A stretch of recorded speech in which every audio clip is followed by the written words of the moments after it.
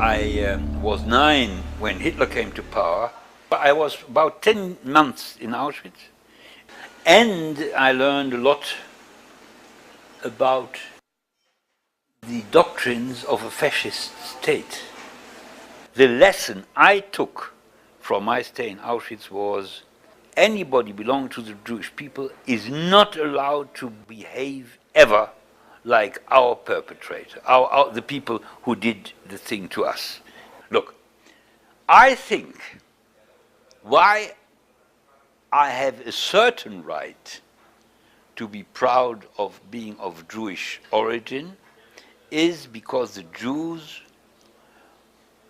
were the pioneers of interhuman ethics. And the Jewish idea of how to treat a foreigner, how to treat a servant, which is in the Old Testament, was taken up by nobody less than Jesus Christ, who was the last of the great Jewish prophets. The prophets in the whole tradition wanted to stress and to stress the ethical content of Judaism. And so there is reason enough to be proud. And what is happening now in Israel towards the Palestinians is exactly the opposite. It's exactly the opposite. They treat them like vermin. They talk about them in terms, I mean, like for instance, the chief of staff of the Israeli army recently, the Palestinians are a cancerous growth. I mean, that type of talking is exactly the opposite, and it's actually like Nazi talking.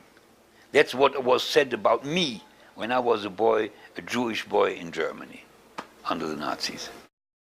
You know, when the Nazis gassed the Jews, the world was silent.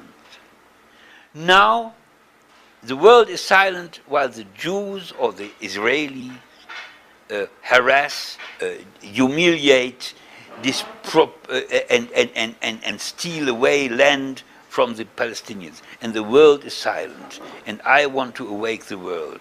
Because any criticism on the policies of Israel is hampered and made impossible by a terrible trick and crime of Israeli propaganda, that any criticism on the politics of Israel comes out, is induced by anti-Semitic feelings.